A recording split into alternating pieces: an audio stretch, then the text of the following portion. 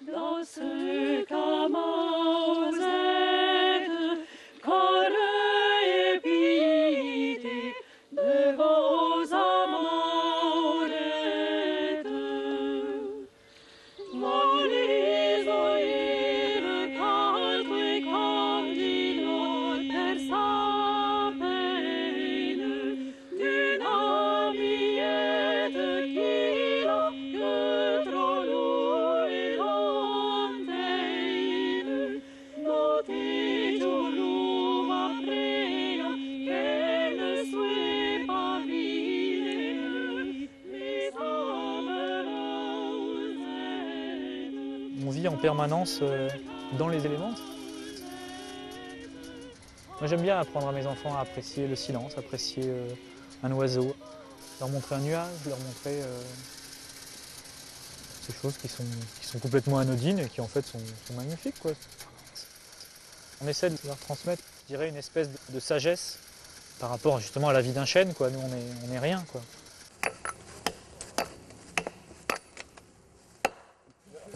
On se sent forestier en faisant ça.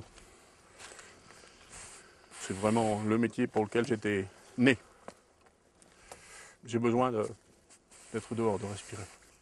J'ai pas de voiture, j'ai pas de télé, et ça me convient parfaitement. Le monde des livres me remplace tout ça largement.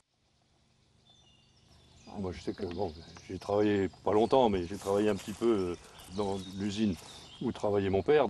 J'avais 20 ans, mais j'ai cru que j'allais mourir là-dedans. Et j'avais pas encore connu ça, hein. Allez, Doudou.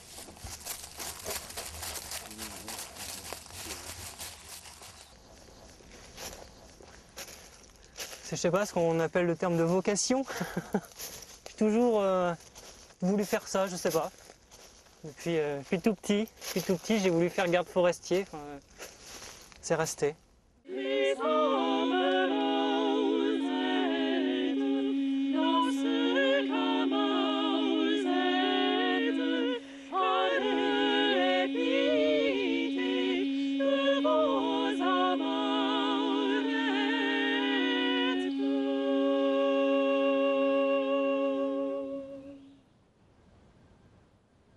On a vraiment l'impression qu'on n'aura jamais tout vu dans cette forêt, quoi. Ça c'est clair.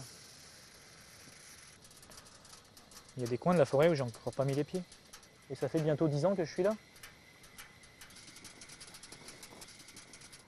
On a un secteur qui nous est attribué en propre à l'intérieur de la forêt qui est découpé. Donc ce secteur-là, on le connaît vraiment mieux que le reste. Mais même ce secteur-là, enfin, connaître 1200 hectares de forêt sur le bout des doigts, on peut pas, quoi. On le voit, le morcellement géométrique. Découpage digne des champs agricoles, hein. Les gens, ils ont l'idée que c'est quelque chose de très très naturel, alors qu'en fait, on le voit depuis le ciel, là, c'est entièrement artificiel. Si la forêt de Compiègne elle est là, c'est grâce à la volonté de quelques hommes. C'était François Ier qui voulait aller à la chasse, Napoléon III qui voulait des domaines de chasse aux faisans, donc c'est devenu de la grande futaie. C'est joli des petites clairières comme ça, hein. Les terrains sont vraiment très très adaptés aux chênes, il n'y a pas de problème. Et ils deviennent inadaptés aux hêtres avec les changements climatiques qu'on a.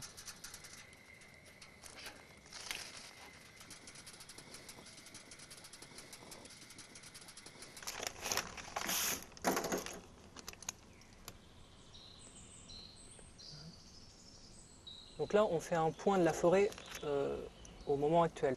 Donc là, l'idée, c'est de ressortir déjà sur plan les parcelles où on a des peuplements différents et de définir les sylvicultures qui seront faites, les différentes coupes ou autres qu'on est amené à faire dans l'avenir. Un aménagement qui prévoit sur 20 ans. Après, ça peut être 15 ans, ça peut être 25 ans.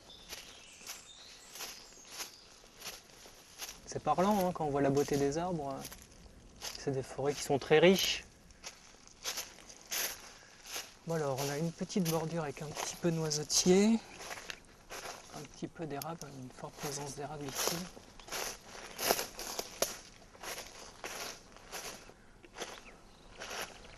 On continue à voir si on en voit un petit peu plus loin. Voir si on trouve quelques merisiers. Donc alors on a dit un petit peu de saule, un petit peu de frêne, un petit peu d'érable. Grosse présence de hêtres. Je me rappelle tout le temps le soir où je suis arrivé dans ces grands bois là tout le long de la route, ces grands hêtres. fait quelque chose, c'est particulier. Hein. Les bois qui sont 10 ou 20 mètres plus hauts que ceux dans lesquels on a l'habitude de travailler, c'est différent. Il a un 18 mètres à peu près. Ouais, on est à peu près à 18 mètres là-haut, on arrive dans les premières branches. Il va être superbe hein, cet arbre s'il reste en place jusqu'au bout. Dans 50 ans, c'est un arbre qui fait 50-60 de diamètre, il sera superbe. Et au fil du temps, quand il grandit, il a une écorce qui est après entièrement craquelée, un petit peu comme le chêne qui est derrière. Hein, on a un très beau chêne aussi derrière, mine de rien. Non, mais un bel arbre, je trouve qu'il inspire au toucher. Ouais. J'allais pas dire que c'est comme une belle femme, mais bon, ouais.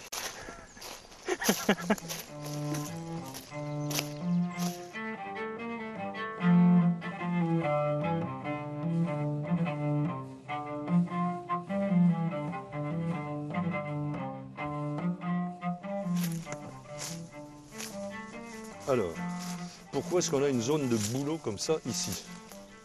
Une plantation qu'a foiré, c'est quoi? Donc là, on a un peuplement. C'est du hêtre. Beaucoup de hêtres, hein, 80-90% là-dedans. Au moins. Il n'y a pas 10% de boulot. On va mettre 10% de boulot avec la bordure. Il y a un peu plus de boulot. On va faire un petit coup quand même de surface. Enfin, il y a une grosse densité. Hein. On va prendre G égale N ou quoi. Bon, on va dire que c'est là. Tiens, le chien a fait la trace. Hein. On va commencer là. Alors, le blanc, il dit quand on a plein de petits bois, on a tout intérêt à prendre G égale N sur 2. Bon, on va prendre G égale N sur 2. Je vais commencer, pour ne pas faire 3 fois le tour quand même, pour la repère, au point bleu qu'il y a sur l'arbre, qui marque le cloisonnement. Je vais commencer là. Donc là, 1. Bon, faut que je tourne bien dans le même sens. Hein. 3. 16. 17. 17. 18. Celui-là, il est dedans. Hein. 32. 33, 34, 35, 35, j'avais peu d'autres, non là-bas c'est loin, 35. 35 divisé par 2, ça nous fait du 17, ça me paraît pas beaucoup pour un peuplement dense comme ça. Il y a des fourchus, mais il y a pas mal de tiges bien droites. Mais c'est vrai qu'il est temps de commencer à desserrer ça assez vigoureusement. Monsieur Leblanc verrait ça, il dirait « Encore un déficit de sylviculture ».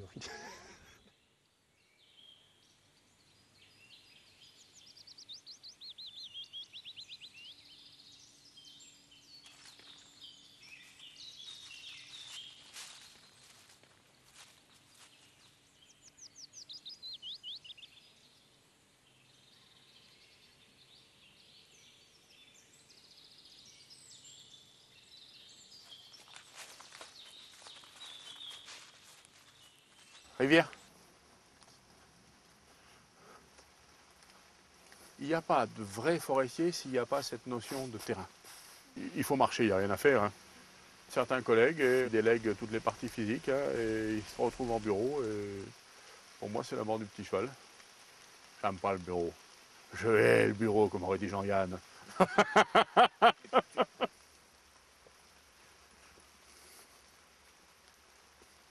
Je pense que chaque forestier, humain, amoureux de la forêt, a laissé quelque part son empreinte. Alors certains qu'on appelle les grands forestiers parce qu'ils avaient le pouvoir politique et financier, d'autres parce que ils ont pris leur tronçonneuse et puis ils ont fait un certain nombre de choses. Et donc moi ici, je suis arrivé dans un lieu, c'était un creux, qui était sec comme un coutric, couvert de saules comme ça, vert, parce que là c'est en train de mourir. Et j'ai passé 2 mois le week-end à tout couper, tout brûler. On se retrouve avec 3 milieux aquatiques complètement différents côte à côte. Donc on a 3 températures d'eau, 3 conditions d'oxygénation, 3 ensoleillements différents et on multiplie les milieux. Et par exemple ici, 1 an après que j'ai remis en eau, la première rainette a commencé à chanter. Il existe à peu près 110 espèces de libellules en Europe. Eh ben, ici, il y a 33 espèces parce qu'il y a tous les milieux rassemblés. Voilà. Voilà comment on fait chacun son petit jardin dans la forêt.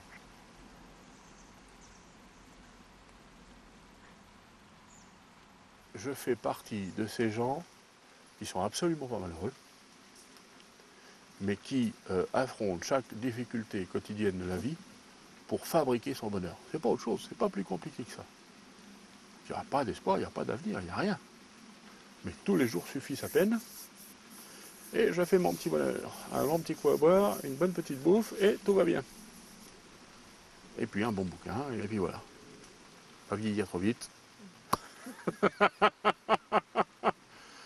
Le jour où la pluie viendra, nous serons, toi et moi, les plus riches du monde. Eh oui. Il faut bien voir que j'habite dans une maison forestière qui est au milieu des bois. J'habite là, et autour de chez moi, il y a un minimum de 6 km pour sortir de la forêt. Bien grenouille. Alors il y a un côté ermite. On est face à un miroir. Et là, moi, ça m'est obligé.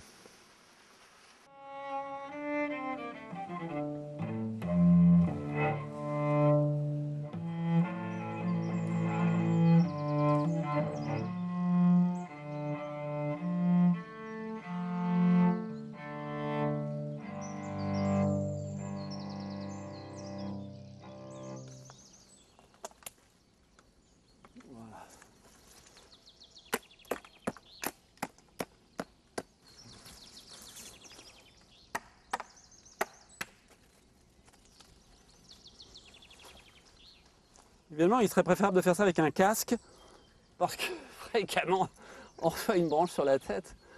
Bon, et bien là, il n'y a rien du tout d'intéressant, mais c'est toujours à la longue qu'on finit par attraper quelque chose qui vaut la peine d'être montré, hein. Les forestiers font leur métier en coupant les arbres quand ils sont arrivés à maturité. Donc des arbres de 4 siècles ou de 3 siècles, il n'y en a plus beaucoup. Un chêne, il le coupe arrivé à 150 ans. Or, il y a une faune d'insectes qui est inféodée au gros bois. Les Beaumont, avec leurs 900 ou 1000 vieux chênes, contiennent cette faune. Et c'est pour ça que ça a été classé en Natura 2000. Ça, c'est un xylophage, le fameux Rhagium mordax, qui est appelé par certains capricorne.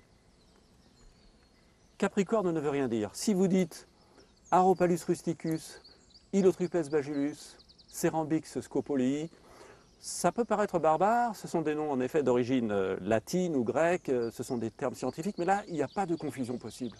On sait de quoi on parle. Ça, c'est délicieux. Dans des caries comme ça, on trouve des merveilles.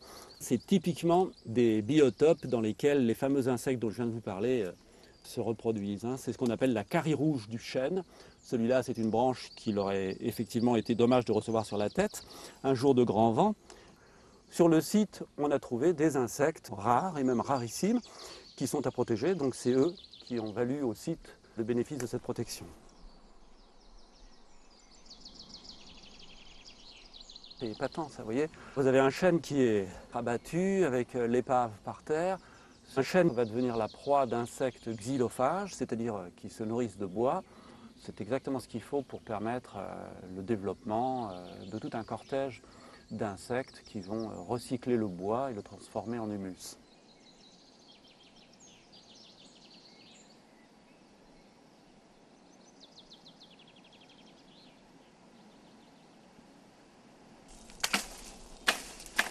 Il y a en forêt des papillons qui ne sont pas spectaculaires, qui sont même plutôt moches, qui ont des chenilles défoliatrices. Ce sont donc des insectes défoliateurs, qui veulent dire qu'ils mangent les feuilles.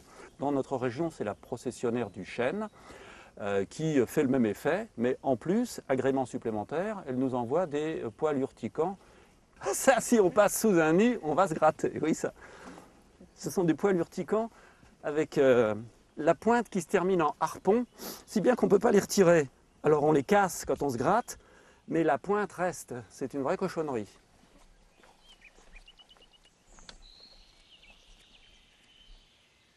Là, tu vois, on arrive à la petite futaie, là, la petite plantation. Je te disais qu'il doit être là derrière. Donc on est ici, là, dans ce couloir-là. Donc là, on a bien une plantation de chêne. Alors en plus, tu vois, la particularité, c'est que c'est mélangé entre... je suis pas fou quand même. Oui, bien du chêne d'Amérique Toi, le chêne d'Amérique, c'est celui qui a des feuilles avec des lobes, comme les chênes de chez nous, quoi. Mais un peu plus pointu, toi. Bon, ça se vend moins bien que le chêne Cécile de chez nous. Et là, apparemment, c'est du chêne Cécile. Ah, il y a beaucoup de chênes d'Amérique quand même, là. Alors là, dans quelle proportion ils sont mélangés? Diamètre. Le chien qui ne marche pas dessus. On a du 25.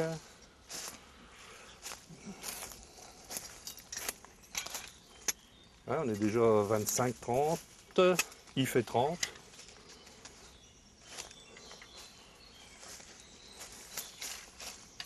Il fait 35. Ouais, on est dans des bois moyens, quoi. Ah bah tiens, on a une autre essence encore. C'est le mélèze. Les aiguilles sont caduques de celui-là. En hiver, il est dépouillé comme un hêtre, pareil. Il perd ses aiguilles. Compas rentre pas.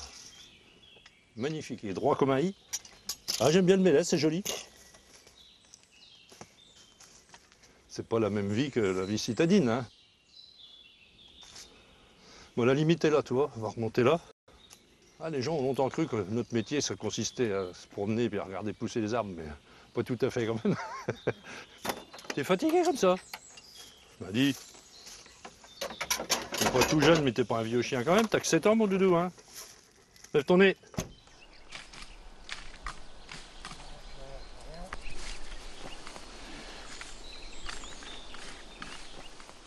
J'en ai un là, tiens. Là.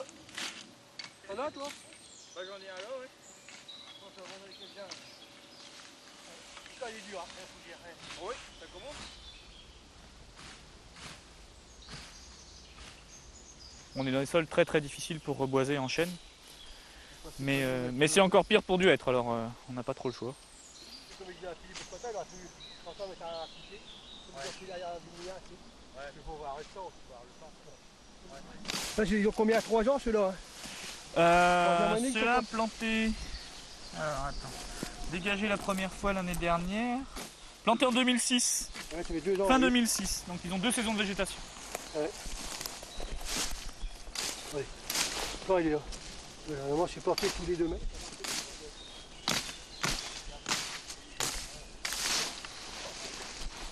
En plus, il faut dégager le plan, parce que si vous coupez puis vous laissez la fougère sur le plan comme ça, c'est pas la peine, autant rien faire. Et vu ce qu'il faut au chêne, il faut de la lumière.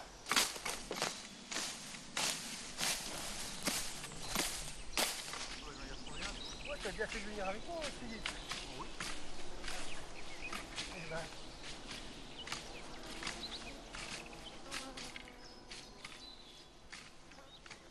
Là voilà, il n'y a pas de question à se poser, là c'est clair et net que ça a été coupé, hein.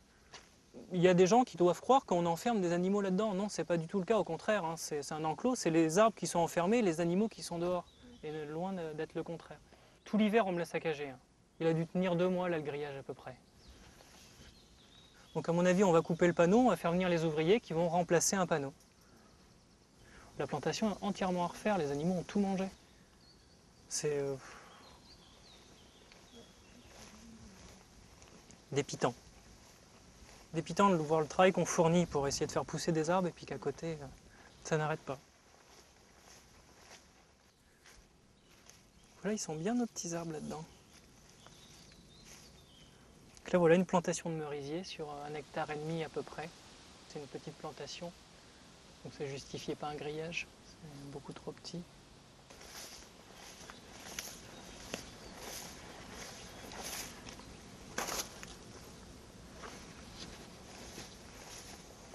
Donc là, on va lui mettre sa petite maison. Et voilà. Là, c'est bien parti quand même. Il a été abruti, hein, par contre, hein. Cervidé l'a abruti, mais il va refaire une tête avec cette branche-là, hein. On en a un là-bas qui n'est pas en bon état. Là, c'est typique, c'est un merisier qui est mort en tête. Alors, ce qu'on peut faire souvent, c'est qu'on les recèpe, ça veut dire qu'on les recoupe pour qu'ils repartent. On pourrait le couper là, il redonnerait quelque chose de propre qui repartirait. Donc le filet a aussi l'intérêt de pouvoir servir en bas, hein. Ah oui, les lapins rongent l'écorce des arbres, donc ils peuvent même sectionner le petit plan.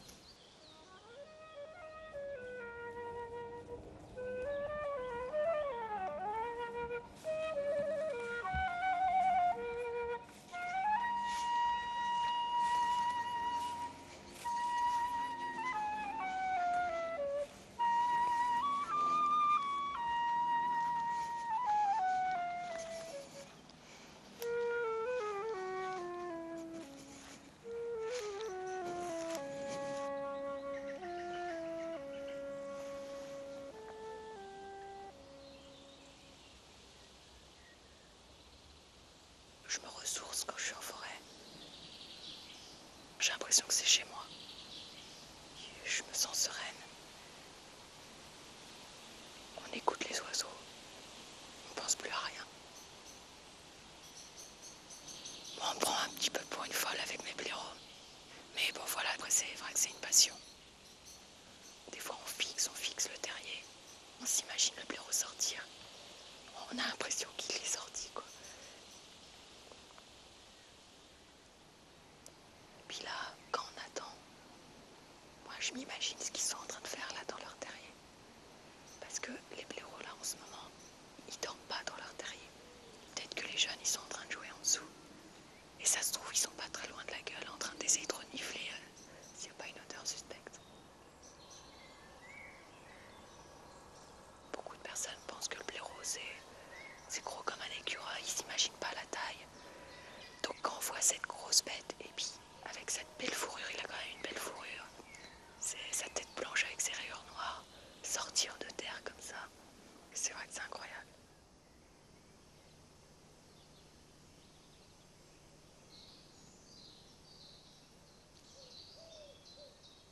On peut pas dominer la nature. Dans la nature, faut rester très humble. Les chasseurs, ils disent qu'ils aiment la nature, mais ces mêmes chasseurs font déterrer le blaireau. C'est plus l'instinct de domination. Comme un des terreurs m'avait dit, c'est plus l'instinct de l'homme. Moi, j'aime l'animal, mais je ne veux pas le posséder.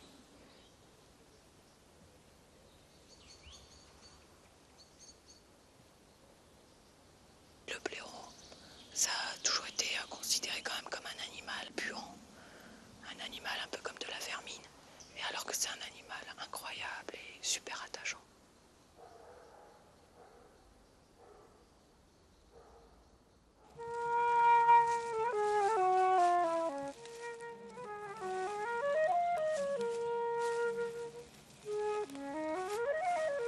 Allez, viens. Rentre.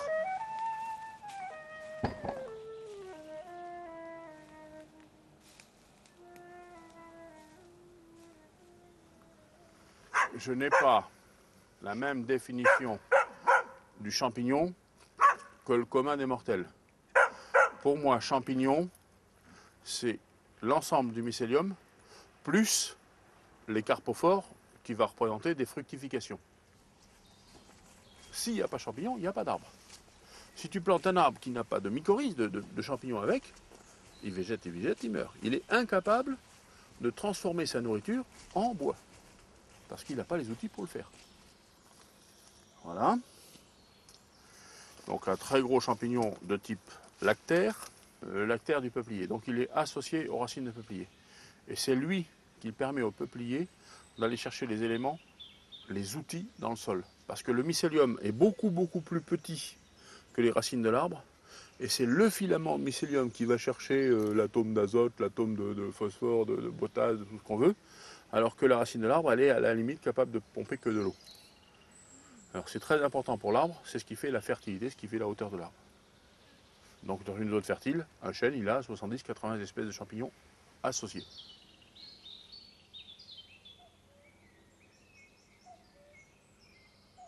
Donc ça c'est vraiment la zone amanite par excellence. Jean-Pierre, j'en ai. Magnifique d'ailleurs.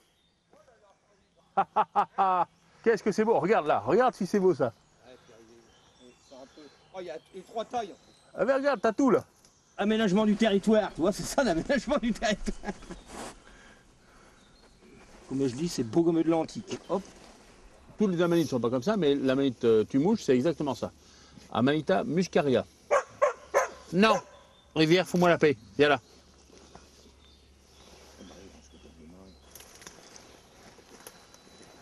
On l'appelle amanite tumouche parce que pendant un temps, on le mettait dans les étapes parce qu'il tue réellement les On mouches. met un peu plus, comme ça, voilà. Je veux rester un amateur éclairé, je ne veux surtout pas devenir professionnel des champignons. Parce que pour devenir professionnel, il faut y passer des jours et des nuits. Et moi, l'éclectisme de ma culture me ravit entièrement. Donc j'aime autant les contes et légendes, les plantes, l'histoire de la forêt que les champignons. Et si je deviens spécialiste de quelque chose, j'aurai plus le temps pour le reste. Ça prend trop de temps. Mets-toi là, Luc. Oh, c'est bien que c'est... Alors, mais moi, c'est me redresser puis me... Je suis gros, mon petit gars. Je reste d'abord et avant tout un amoureux de la beauté de ces choses-là. Bon, il y a le côté fascinant du côté mortel. Celui-là, on n'a pas le cul. On l'a fait. Ah, attends, peut-être en faire une C'est petite un forestier. photo. De toute Voilà. façon, sa spécialité, c'est la photographie de paysage. Donc c'est un immense amoureux de la forêt. Mais du côté lumière, moi, c'est... Il y a le côté technique et le côté poétique, mais lui, c'est la lumière forestière qui l'intéresse.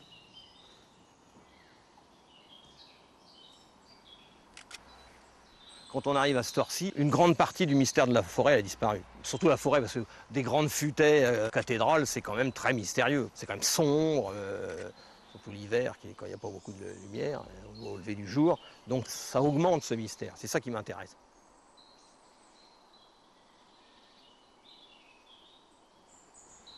J'essaye, dans la nature, de trouver une composition qui graphiquement est intéressante, qui a des oppositions de forme, de lignes, de volume. Voilà, c'est ça mon propos, c'est pas autre chose.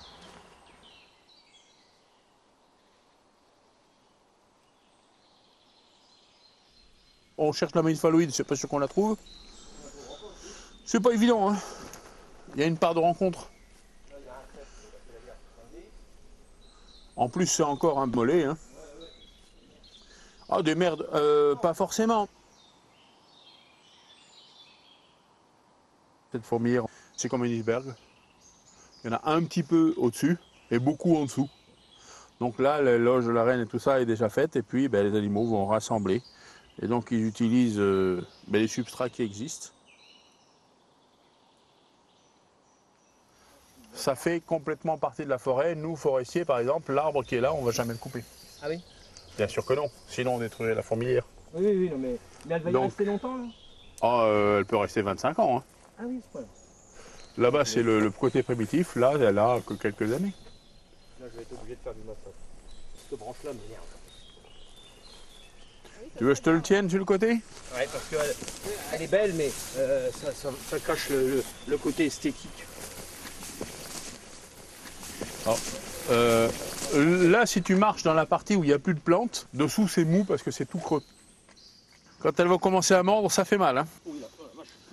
Sur les pieds, Faut qu'on se sauve. regarde, elles sont là, hein. Elles sont là, les sacs. Bon, Allez. C'est normal. C'est leur monde à elles.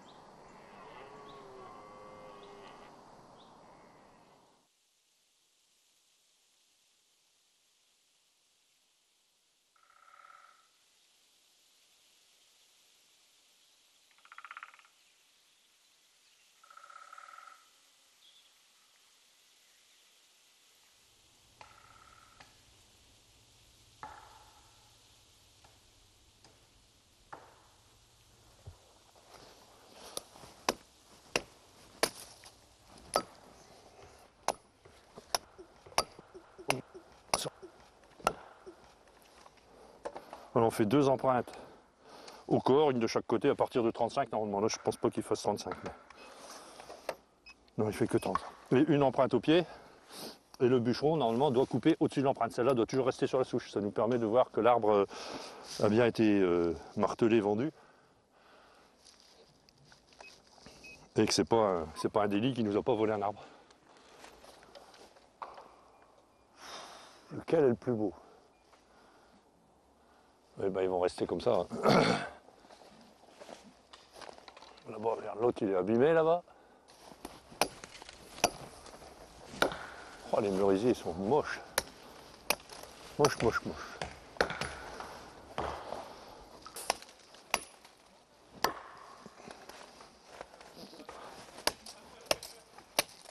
J'ai bien choisi le marteau Vaubriand. Demande le diamètre. Tac, tac, oui, tu peux. Et la hauteur, Je vais mettre ça 14 mètres, ce sera très bien.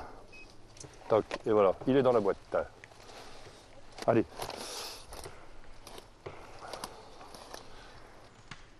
Là, tu vois, il y a un petit chêne qui n'a pas été dégagé à temps, bah, il est foutu, celui-là, là, il est cuit. Même si j'enlève tout autour, il ne se refera jamais une santé. Nous allons donc abréger ses souffrances.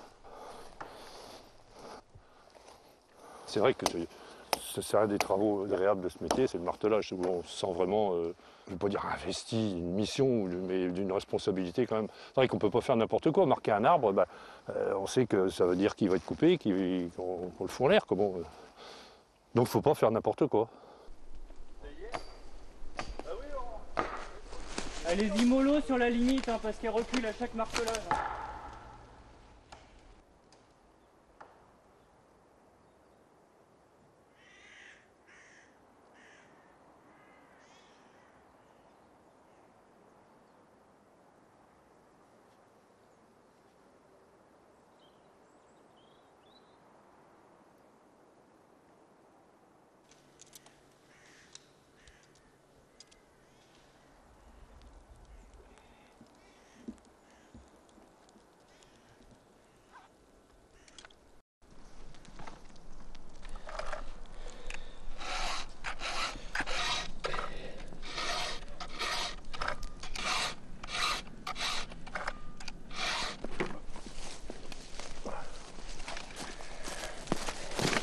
Pas chaud, hein?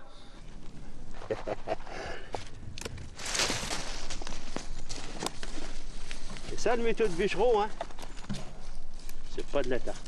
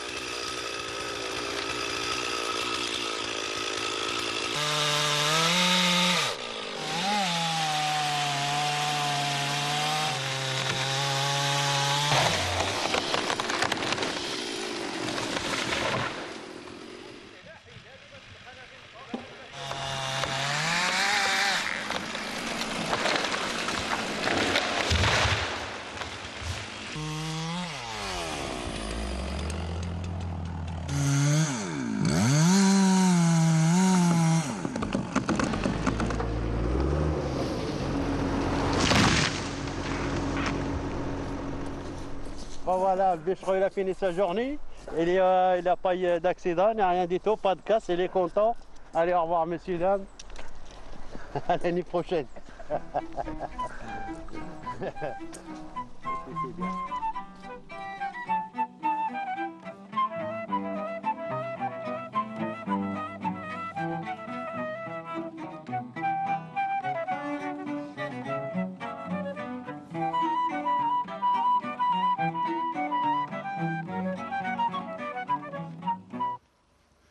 Hop. Et je suis pas si gros, hein. J'arrive à faire le tour.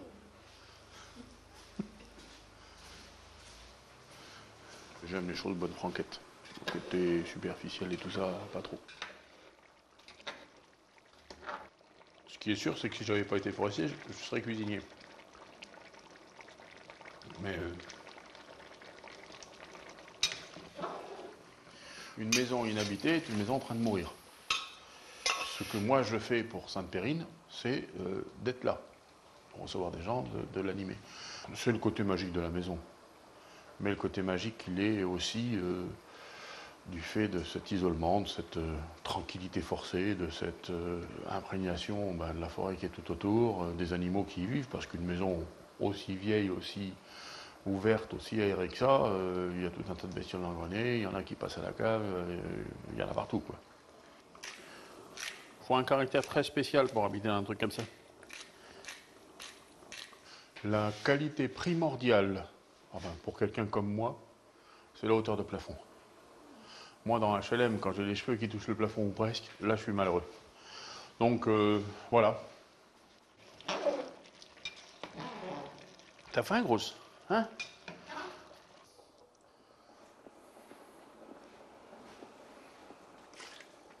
Hop. Je ramasse facilement des nèfles en forêt. Mais bon, la survie douce qui se fait avec des plantes, ça ne nourrit pas trop son homme. C'est suffisant pour survivre. Mais j'aime bien mon bon bout de viande. Je crois qu'il y a du monde qui est arrivé.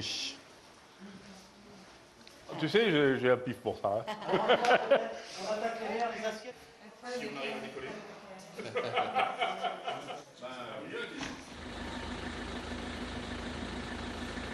2, 3, 4, 5,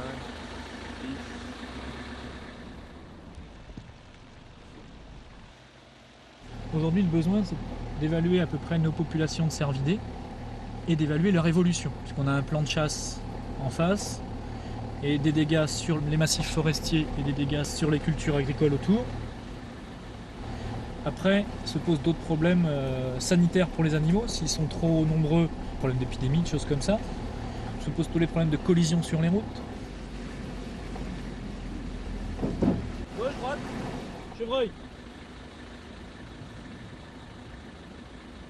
Si on me dérange, t'as qu'à le dire.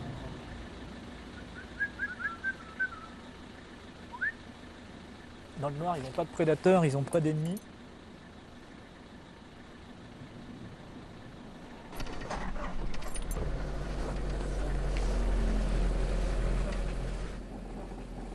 On va passer après le brouette là, tiens. Je pense que c'est une grande patte, ça a l'air assez haut. Ah oui, une biche là. Deux, biche et fan. La biche et son fan. Ouais, la biche et le fan là. Pénible les arbres et les branches en forêt. C'est pour ça qu'on en coupe plein à Compiègne aussi. Regarde, tu vois quelque chose toi? 1, 2, 3, 4. Ah oui, ça part à gauche là. Exact. 5, 6, 7, 8, 9, on les voit dans les branches là-bas. Putain, mais on les sentait. Et là, apparemment, on est tombé dans un nid, il y en a à gauche et à droite, c'est le bordel. Il y en a encore à droite, apparemment. Ouais. Je les vois. Là. Là, tu les as, Delphine? Oui. 2, 3. 4, 5. Voilà. Hop là, barré. Quand on va arriver au château, je vous préviens, vous n'avez pas intérêt à bouger vos fers comme ça, paniquer. Hein. Vous prenez la biche meneuse, vous mettez dessus et vous ne bougez plus et vous comptez. Parce que vous pouvez en avoir 60 d'un coup. Hein. Et là, c'est le bordel, là, on loupe. Là. Il est énervé le père Alain.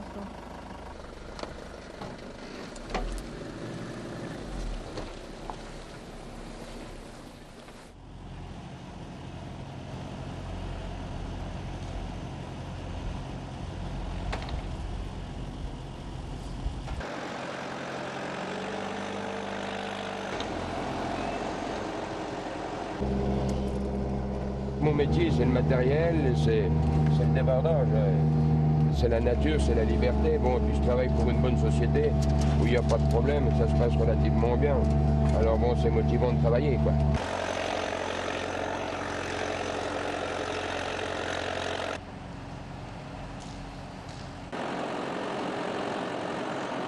Le petit, c'est un as. Hein. Il a commencé à conduire un porteur avec son père, il avait 8-10 ans. Alors, il est né dans le bois. Hein. Il est né dans le bois.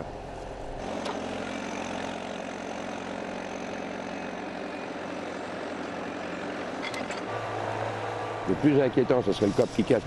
Il risque de partir, quoi, lui. Ça, c'est garanti. Hein. C'est ça le seul danger. Là, ça va, là je peux le remonter. Hein, y a pas... On va jusqu'aux extrêmes. Hein.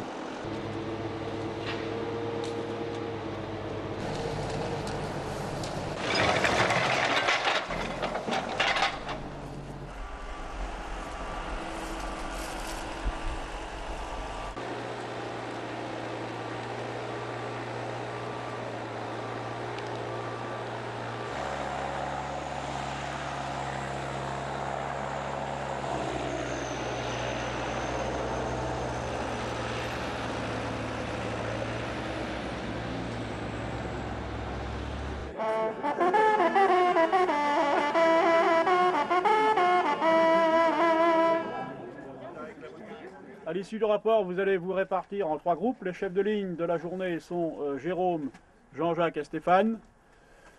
Il y a un tirage au sort pour savoir à quelle ligne vous allez échouer et savoir comment vous allez évoluer sur la ligne. 4 tracts de prévu, quel que soit le rendement de la chasse. Alors, avec tout le monde d'équerre. S'il y en a qui parmi vous qui sont venus avec 2 boîtes de cartouches dans les poches, ils se sont trompés, c'est pas ici qu'il fallait venir. Allez, mardi. Allez, en avant!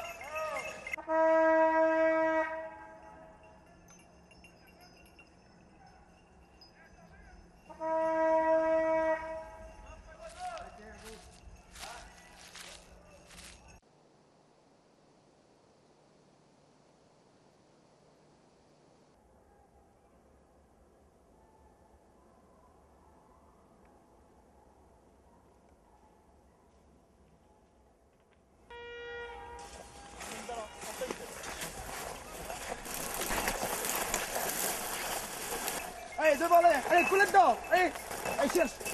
Ah, il est là. Ah, c'est là-dedans. Allez, allez, allez, allez.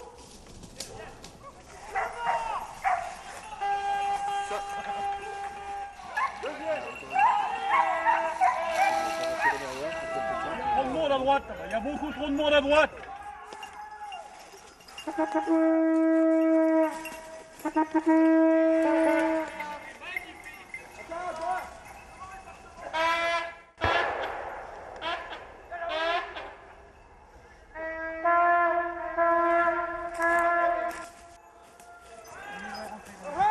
Allez, Sabala! Sabala! Dans l'intérieur! Ah ah!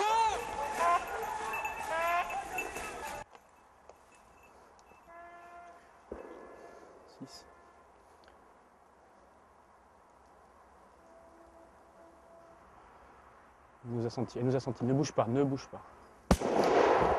Un sanglier. Je lui mets là-bas, elle là. Elle doit être limite de poids, hein. Elle doit être un peu grosse. On verra sur la balance. Il n'y a pas beaucoup de petits. Allez, ho! Il n'y en a pas assez de morts. Allez, ho! Tu sais pas qu'il y a de mort. Il y a 25 coups de fusil. Et alors? Et alors? 125. Bien sûr. Le tableau, je l'ai pas vu encore. Étonne.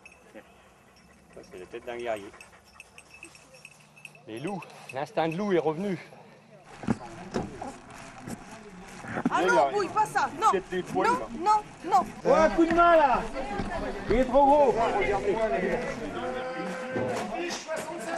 Je suis prêt.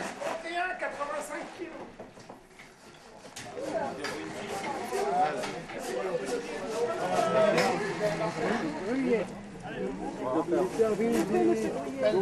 T'es fait poster Marcel ou pas aujourd'hui? Oui. Oui, t'as pas voulu de moi dans ta banque. Tirage au sort, monsieur Marcel. Hein. Moi, je... Non, Marcel. Alors là... J'étais avec quelqu'un qui est bien. Qui était bien, ouais. Quelqu'un de bien. Quelqu'un de bien.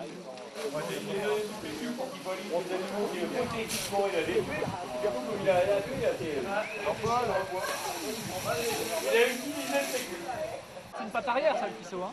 Ouais, ah bon, c'est ça, normalement. T'es en fin de saison. Ceinture. Non, c'est pas... Si, c'est un tueur. Bah oui, attends. T'as pas vu le coup de carabine qu'il a fait, toi? T'as pas vu le mien, non? Félix, où est-il? Félix! Félix! T'as brassé? Et encore immersion. Ah, Petit sac à main. Avec son petit panier. attention. Oh Luc, tu vas pas me dire que tu sais à quoi ça correspond tout ça? J'ai les textes qui vont avec. Celui-là, là. Moi je l'ai fait à la bouche. Moyen Ça du... fait Vano, ça. C'est du Vano, ça. C'est un des rares où je sais Ouais, c'est pas mal. Ça, les chiens, ça les... hein. Ah, t'as les motifs, ça. Ouais. Et le bête. Oh, il est beau celui-là. C'est quoi ça? Non, non, mais il y a des sons à prononcer avec. Ça me rappelle quelque chose, ça, quand même. Grèbe. C'est du être, hein, a priori. Ouais, chez nous. Ouais, ça. Non, mais il y a des sons où il faut faire cra ou tu dedans. Ouais, ça.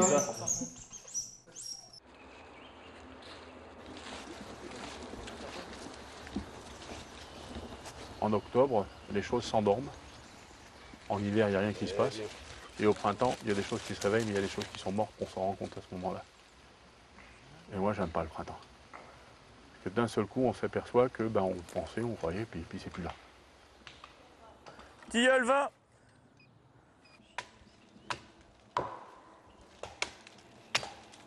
Charmy 15 et 25.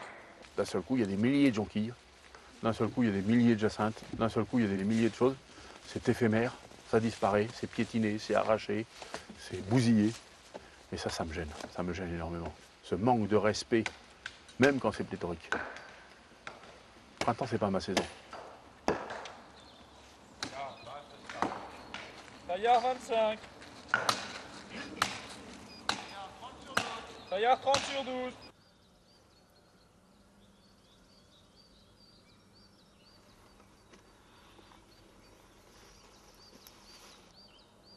On t'avait prévenu. Ah bah elle est pleine la botte là. T'as gagné la matinée, les pieds mouillés. Allez. Ouais, c'est argileux là.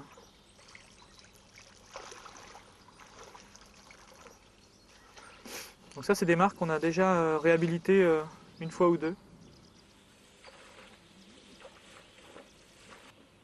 On a toujours un tas de scientifiques qui suivent les forêts domaniales et qui nous apportent plein de choses par leurs études pour ne pas faire que du bois dans l'aménagement, mais intégrer tous les différents milieux qu'on peut retrouver.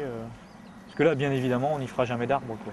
Et puis c'est pas le but. Le triton crété, il est quand même pas commun du tout. Il y a Franck qui est parti en chercher une dernière, il y a un piège qui n'a pas été relevé.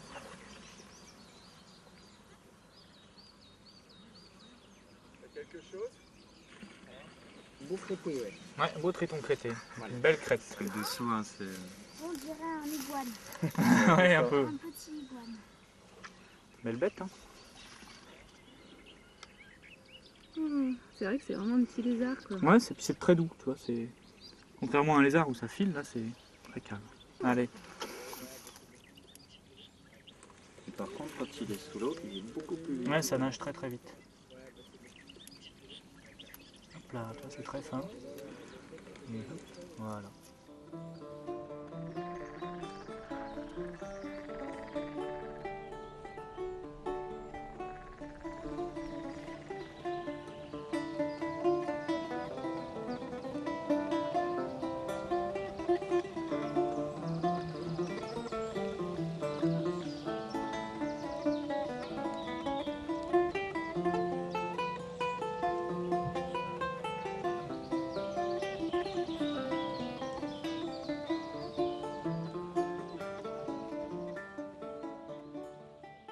Depuis le tout.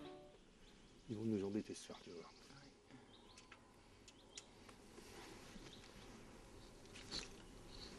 Ah, merci. Jack.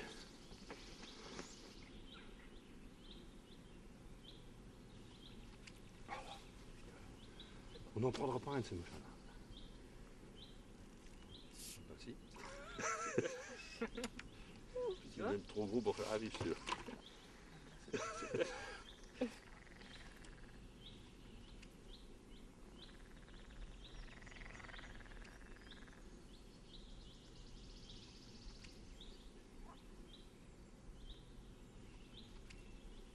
quand même mieux là qu'au bistrot quand même. Regarde-moi ça si c'est beau.